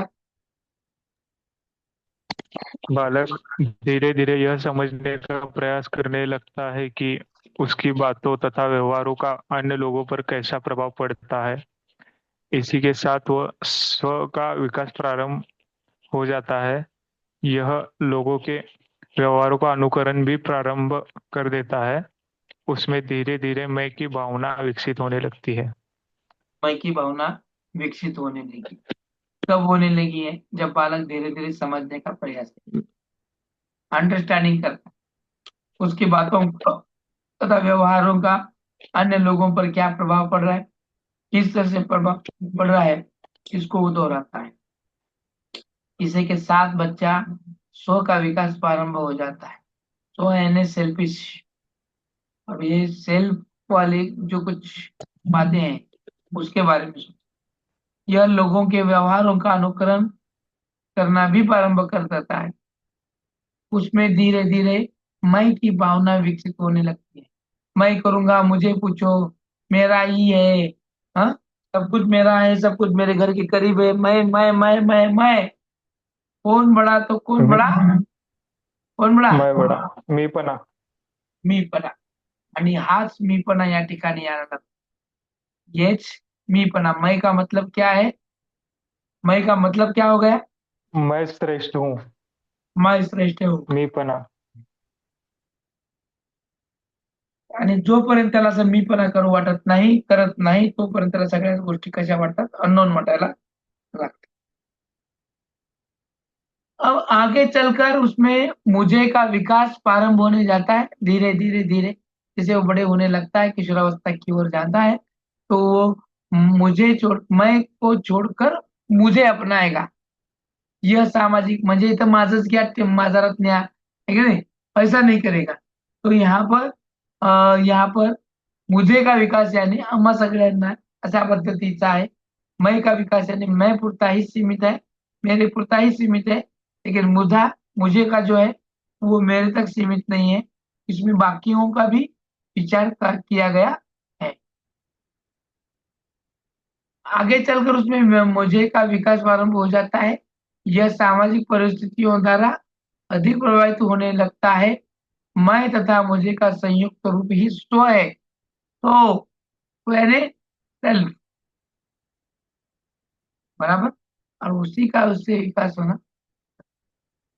मैं और मुझे एक दूसरे के पूरक हैं। मैं से ही व्यक्ति में अशक्ति विकसित होती है। मैं में परिमार्जन मुझे द्वारा होता है। आता सांगा, एखादं एग्जाम्पल देऊन सांगा मग. चला, किस तरह से मैं और मुझे का डेवलपमेंट होता है, उदाहरण देकर बताओ. किसी का भी तो चलेगा, लेकिन अच्छा उदाहरण होना है. तुम भी करते हो, उदाहरण तुम पे खुद पर भी आ सकते हैं. मी हे करू शकतो. हाँ, मी मैं कर कर सकता हूँ. मैं हाँ सीटीईटी क्रैक कर सकता हूँ. हाँ, पण त्याला वेगळी गायडन्स हे करायचं लागतं. त्यामुळे तुम्ही हा क्लास जॉईन करा, बरोबर. मुझे ही तो आता. हाँ, मुझे नहीं आता.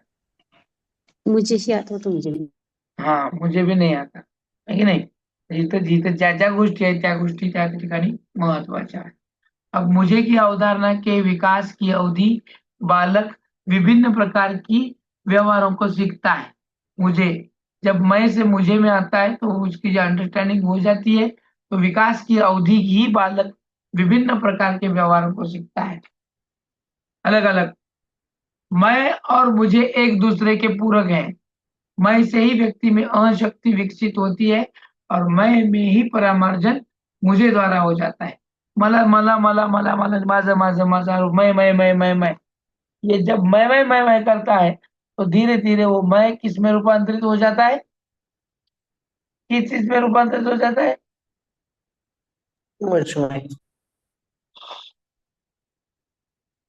स्व. हाँ हाँ, स्व.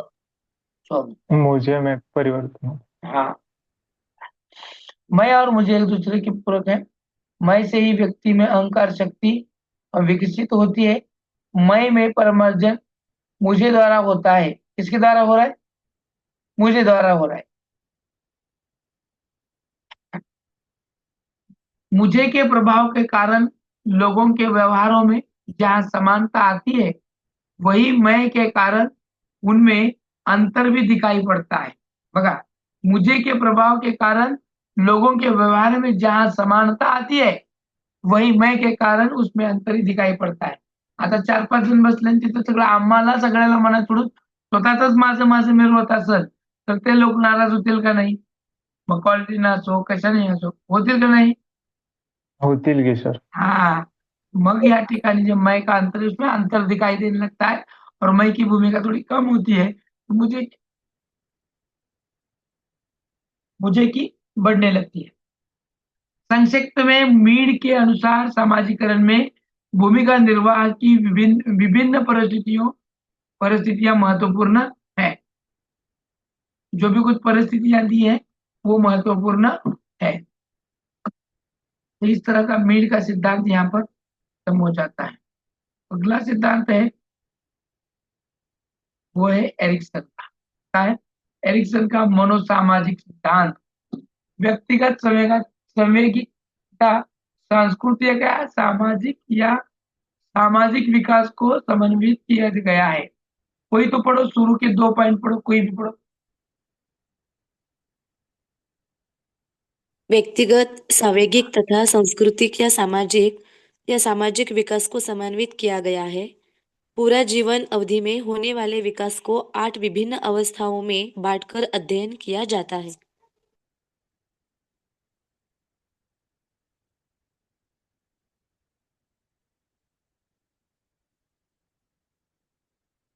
अब एरिक्सन ने क्या किया है, अब इसमें क्वेश्चंस आते हैं कि ये विकास की अवस्था जो है या फिर सामाजिकरण की अवस्था है, ये एरिक्सन के कौन से स्टेज में आती है वगैरह।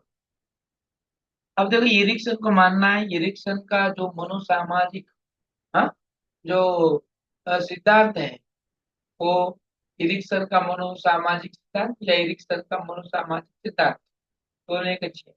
हाँ? अब ये जो सिद्धांत है ये व्यक्तिगत संवेगिक तथा सांस्कृतिक या सामाजिक विकास को समन्वित करता है।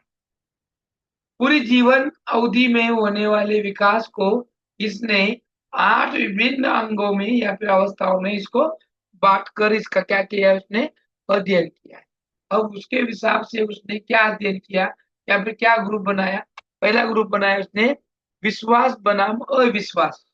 अगर हम किस पर विश्वास करते हैं तो अविश्वास भी करते हैं, तो विश्वास बनाम अविश्वास जीवन के पहले वर्ष में अनुभव किया जाता है। विश्वास बनाम अविश्वास कौन सी अवस्था में होता है? जीवन के पहले वर्ष।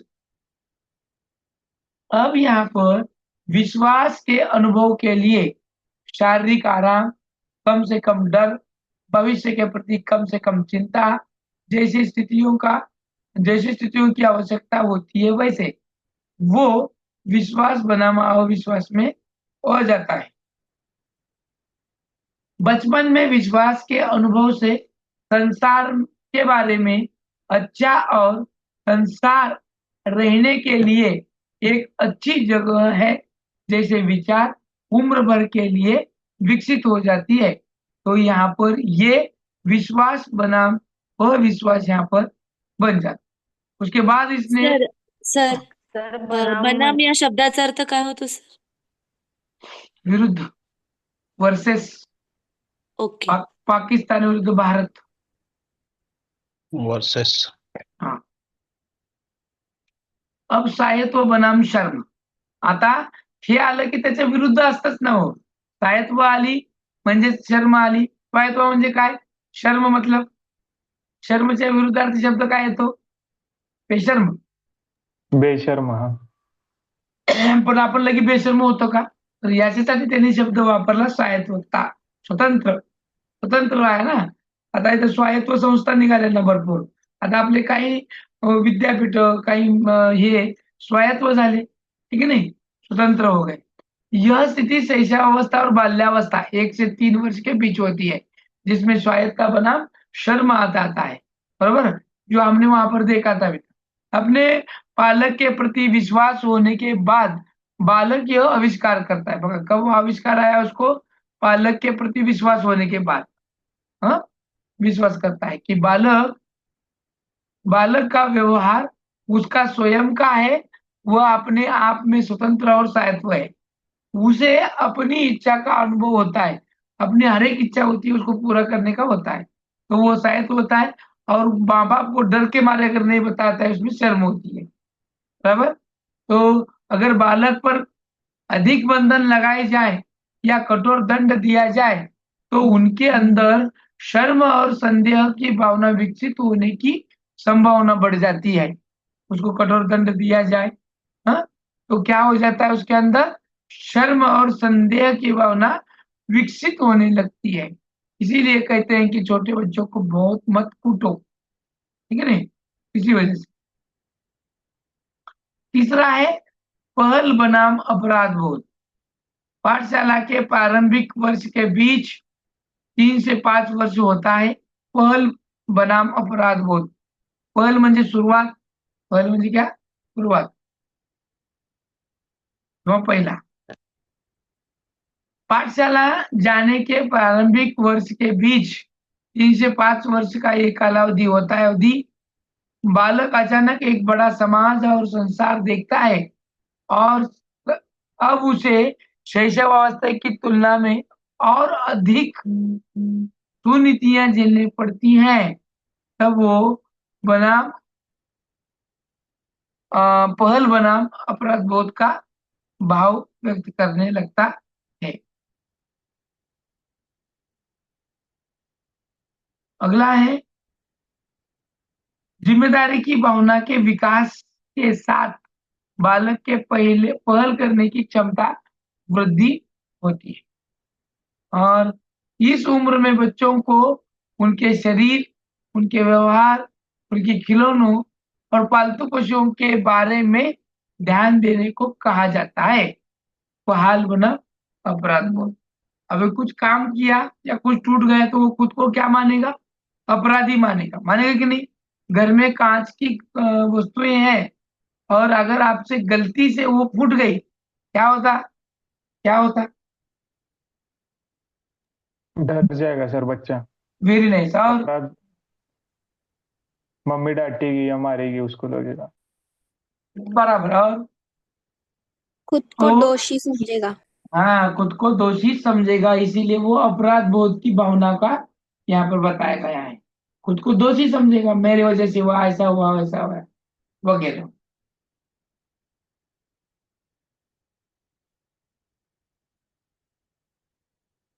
अब अगला है, इसमें जिम्मेदारी की भावना के विकास के साथ बालक के पहल करने की क्षमता में वृद्धि होती है।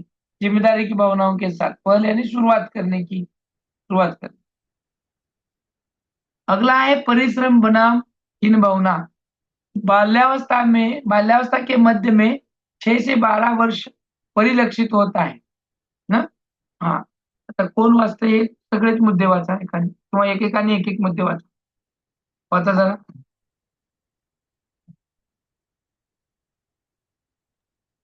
बाल्यावस्था के मध्य बाल्यावस्था बाल्यावस्था के मध्य में 6 से 12 वर्ष परिलक्षित होता है। वह नए अनुभवों के संपर्क में आता है। जैसे जैसे वह बचपन के मध्य और अंत तक पहुंचता है, तब तक वह अपनी ऊर्जा को बौद्धिक कौशल और ज्ञान से हासिल करने की दिशा में मोड़ देता है। बाल्यावस्था के अंतिम चरण में जब बालक कल्पनाशीलता से भरा होता है, वह समय बालक के सीखने के प्रति जिज्ञासा का सबसे अच्छा समय होता है। इस आयु में बालक के अंदर हीन भावना यानी कि अपने आप योग्य, अयोग्य और असमर्थ समझने की भावना विकसित होने की संभावना रहती है। एरिक्सन का मानना था कि बालक में उद्यम विकास की जिम्मेदारी शिक्षक की है। शिक्षकों को स्नेह परंतु दृढ़ता के साथ बालकों में यह भावना विकसित करने का प्रयास करना चाहिए। यहाँ पर उद्यम विकास क्या है, उद्यम विकास, उद्यम आधार कार्ड मिळतो बघा माहित आहे का, आधार कार्ड विकास। उद्यम विकास का मतलब क्या है? कार्यशील रहना, कुछ कार्य करना, कुछ कार्य के लिए महसूस रहना। तो इसीलिए इरिक्सन का कहना भी यही है कि बालक में उद्यम विकास, काम करने की, हाँ, वो जिम्मेदारी शिक्षक की आहे, त्या कामाला लावा. तो विकास चांगल्या पद्धतीनं करा. हाँ, शिक्षकों को स्नेह परंतु दृढ़ता के साथ बालकों में यह भावना विकसित करने का प्रयास करना चाहिए. नहीं तो बच्चे हीन भावना वहां पर क्या करेंगे, अपनाएंगे. बच्चों को परिश्रम करने सिखाना है, परिश्रम, मेहनत. अ, तो ये तो इस बच्चे जो होते हैं 6 से 12 वर्ष के, इनमें हीन भावना आती है कि अपने आप को अयोग्य या फिर समझने लगते हैं. तो वो समझना है, परिश्रम करेंगे. हीन भावना इनमें यहाँ पर क्या हो रहा है, विकसित हो रहा है अलग अलग एंगलों से. बाल्यावस्था में अंतिम चरण में जब बालक कल्पनाशीलता से भरा हुआ होता है, वह समय बालकों के सीखने के प्रति जिज्ञासा का सबसे अच्छा समय होता है. जो भी कुछ सीखना है तब का. हाँ? जैसे जैसे बच्चा जैसे जैसे बच्चा या फिर बचपन के मध्य और अंत तक पहुंचता है, तब तक वो अपनी ऊर्जा को बौद्धिक कौशल्य और ज्ञान से हासिल करने की दिशा में मोड़ता है. अब आपका भी मोड यहाँ पर चेंज हुआ होगा कि क्या चल रहा है, दिमाग के ऊपर से जाने की संभावना ज्यादा है. और अब तक हम इंटरेक्शन कर रहे थे, अभी इंटरेक्शन नहीं हो रहा है, इसका मतलब सर के ऊपर से जा रहा है. मैंने पहले बताया था, मैंने क्या किया था, पहले ही बताया था कि ये जो कुछ थेरीज है सर के ऊपर से जाएंगे, लेकिन हमको गलाना नहीं है, हमको सिर्फ समझ के लेना है. हाँ, कुछ याद आए न आए, सुनो खाली, समझो. फिर है पहचान बनाम पहचान भ्रांति. किसी से पहचान है मेरी, हाँ, पहचान नहीं है. इनमें का जो अंतर है वो अवधि के 12 से 18 वर्ष का है. यानी ये जो अवधि दी है उन्हें पहचान बनाम पहचान भ्रांति, वो 12 से 18 वर्ष की है. यह किशोरावस्था है. किशोरों में यह जानने की प्राथमिकता बनी होती है कि वो कौन है, वे किस लिए हैं, और वे अपनी जिंदगी में कहाँ जा रही हैं. इसे इरिक्सन ने पहचान की संज्ञा दी है. खुद को पहचानना है, पहचान बनाम पहचान भ्रांती. जर लवकर स्वतःला नाही ओळखलं तर ते स्वतःला हुडकतच राहील, शोध घेतच राहील.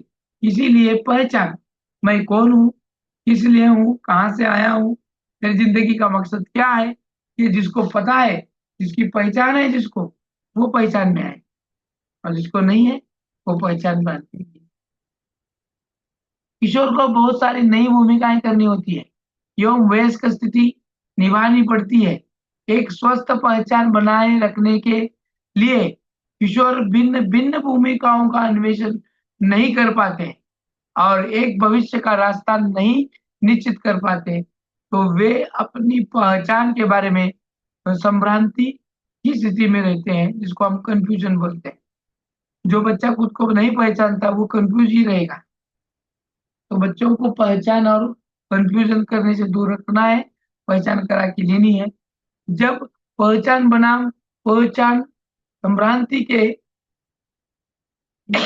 संकट का सही समाधान कर लेते हैं, तो उनमें एक विशेष मनोसामाजिक गुण उत्पन्न होता है, जिसे कर्तव्य परायणता की संज्ञा दी जाती है. इससे परिणाम स्वरूप किशोर छात्रों में समाज के नियमों तथा आदर्शों के अनुरूप व्यवहार करने की उन्मुखता बढ़ जाती है. और अगला है स्टेज, वो है आत्मीयता बनाम अलगाव. अनुभव युवावस्था के प्रारंभिक वर्षों जैसे कि 20 से 30 वर्ष में होता है.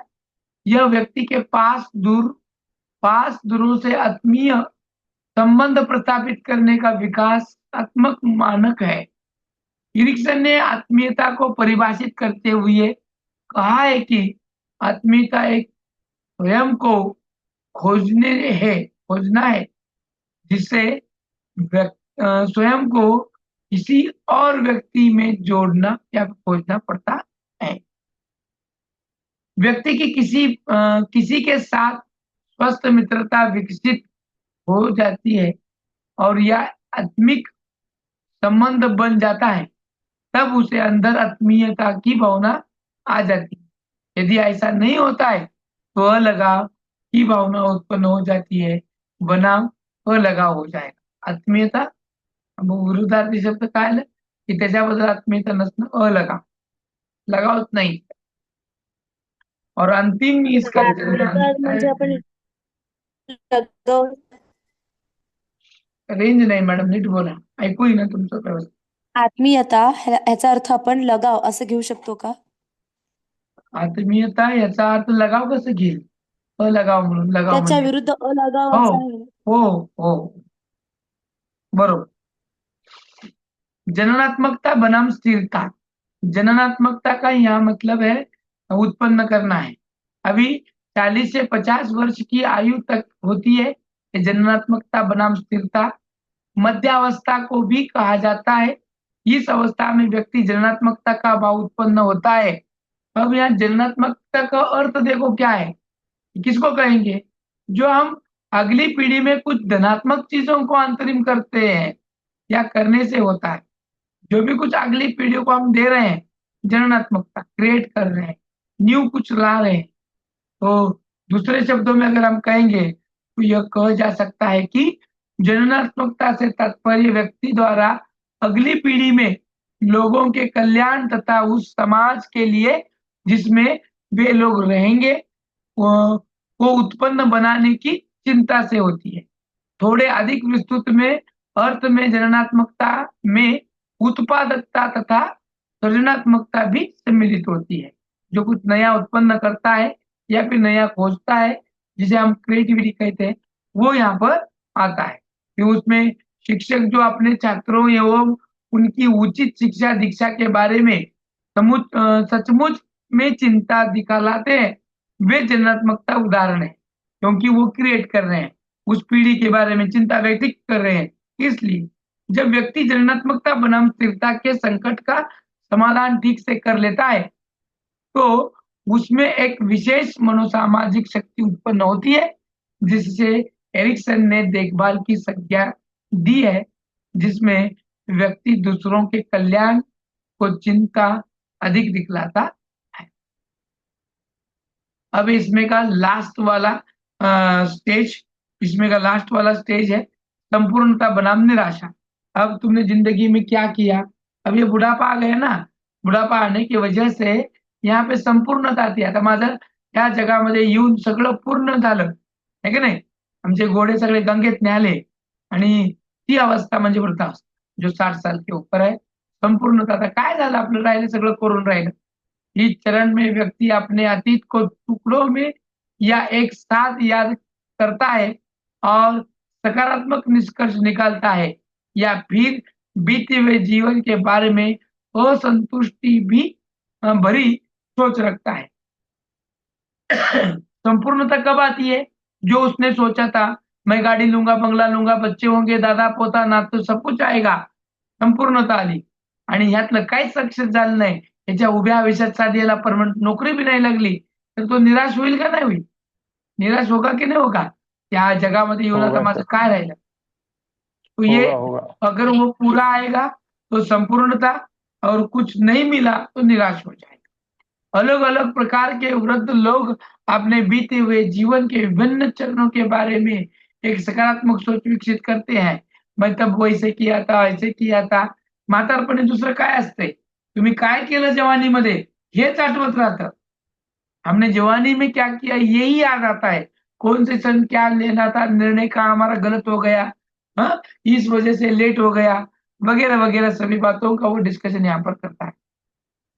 अगर बीते हुए जीवन के बारे में सकारात्मक विचार नहीं बन पाते हैं, बघा मागच्या जे काही आपण आता घालवलेलं आयुष्य आहे त्याच्यामध्ये जर सकारात्मकता विचार नहीं आले तर मात्र तो उसमें उदासी की भावना घर कर जाती। इससे एरिक्सन ने निराशा का नाम दिया है। तो अगर कोई बात आती है वो उदास हो जाता है, भावना उदास कर देने वाली होती है, तो वहां पर निराशा आ जाती है। मैंने मेरी जिंदगी में आकर कुछ नहीं किया, मकान दुकान ही किया, बाकी कुछ नहीं कर पाया, निराश हो गया बच्चा ऐसे। तो इसी तरह से एरिक्सन ने आपने इसको यहाँ पर एक्सप्लेन किया है। अगला है बोनफ्रेन का, ये देखेंगे हम कल। आज नहीं देखेंगे, अगर देखेंगे तो सर के ऊपर से जाएगा। तो यहाँ तक ही हमें सीमित रखना है। समझ में आया? जितना याद रखना है, जितना याद रह सकता है, हाँ, जितना याद है, जितना याद रह सकता है उतना रखो। ज्यादा इसको ट्रेस देने की जरूरत नहीं है, क्योंकि ज्यादातर इस सिद्धांत पर क्वेश्चन नहीं आते हैं, नहीं आते। ज्यादा आते हैं तो फिर वो प्रकार, उसके लक्षण, अभिलक्षण, इन पर ही आते हैं। इस पर एक आध दूसरा कभी कभी आ सकता है, तो उसे हम क्या कर सकते हैं,